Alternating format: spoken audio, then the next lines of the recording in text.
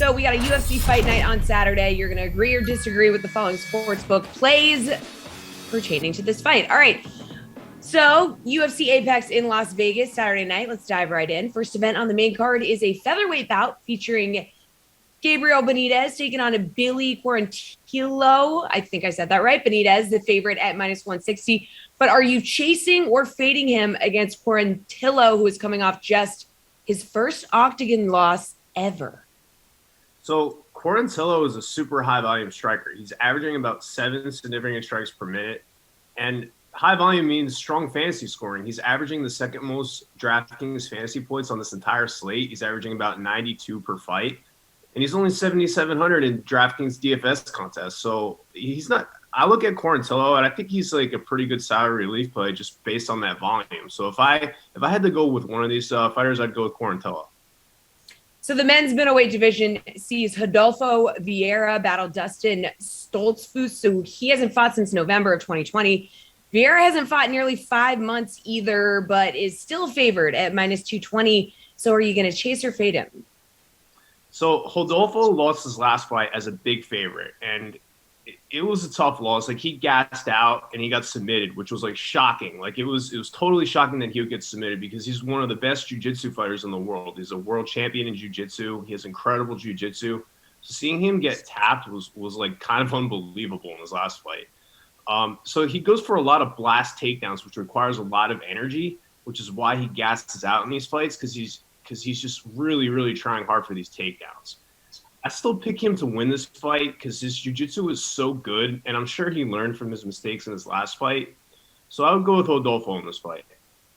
All right, let's move on to the men's lightweight division. So we got veteran Jeremy Stephens taking on MATEUSZ GAMROT. Now, Stephens looking to actually fight this weekend after his April bout with Drakkar Klose was canceled after a ceremonial weigh-in shove by Stephens. Meanwhile, GAMROT is coming off a win. He's favored at minus 210. So you chasing or fading a Stephens upset? So Jeremy Stephens is winless in his last 5 fights, but it was against tough competition. Like, it's Yair Rodriguez, Calvin Kattar, Jose Aldo, Zabit. Like, those are the 5 guys that he fought and lost to. One of them was a no contest. So this is a big step up in competition for GAMROT. Like, Stephens is 7,600 in DraftKings DFS contests. With the step up in competition for GAMROT, like, I think Stephens could be a pretty good salary relief play if you're looking for a cheaper option. Now for the co-main event. All right, in the women's bantamweight division, we have UFC legend MIESHA Tate looking to make another run at the division title. She's squaring up with RENEAU. Now, Tate is slightly favored at minus 135. But are you chasing or fading Tate beginning another run towards the bantamweight crown? So MIESHA Tate hasn't fought in about 5 years. Like, she retired and now she's coming back. So I don't really know what we're gonna see from her. I guess the positive with her sitting out for so long is that there's less wear and tear on her body. But the negative is that the sport could have passed her by. Like, 5 years is a long time, especially in MMA. You know, MIESHA Tate was once a top tier fighter. Like you said, she was the champion. But I don't know what her skills are like now. I don't know what kind of conditioning she's in now. So this is a tough fight to predict. Now the good news for MIESHA is that her opponent has lost 4 fights in a row.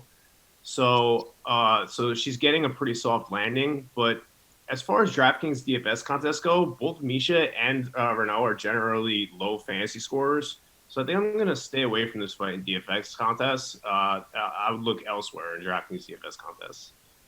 All right, the main event, it features a crooked number in favor of Islam Makhachev at minus 675 over Thiago Moises. Now, we're doing a little chase or fade here, or staying away. Are you looking at some of the props for the main event instead? So Makhachev is a huge favorite. He's over minus 700 on DraftKings Sportsbook. Like you don't really see favorites that big in main events that often. And so his style is very similar to Khabib. He trains with Khabib. He's got great wrestling. He's got a great squeeze. He's got a great top game. He's averaging over 3 takedowns per 15 minutes. He's super hard to take down. Like, this guy is just kind of terrifying. Like, and he barely, because he's so active in his grappling, he barely absorbs any strikes. He's taking under 1 significant strike per minute, which is like sparkling. Because if you constantly have to defend takedowns and you're constantly on your back, it's hard to throw striking on him because you're kind of fighting for your life. You're avoiding, you're trying to not drown under this guy's top game. So, I mean, he's just such a huge favorite in this fight. I mean, I don't see how Moises can win. But I mean, anything can happen. It's MMA. They got tiny 4-ounce gloves, but this guy is such a beast. I would go with him. All right, finally, let's get your best DFS play for UFC Fight Night. What is it, Tim? So Islam Makhachev, he's 9,400. He's the most expensive fighter on the slate. This is not like groundbreaking information. It's not like a super deep play, but he's such a huge favorite. Like we said in the last segment, he's over -700 favorite on DraftKings Sportsbook. So he's so safe. And like we were talking about, he barely absorbs any strikes. He's taking under 1 significant strike per minute. He barely gets taken down. His takedown defense is like, he's stopping like over 90% of opponent takedown attempts, which is amazing. So he's a great wrestler. He gets a lot of takedowns. He's got a great top game. Like we said, he trains with Khabib. So I just think he's a rising star in his weight class. I would just pay up for him and just lock him in.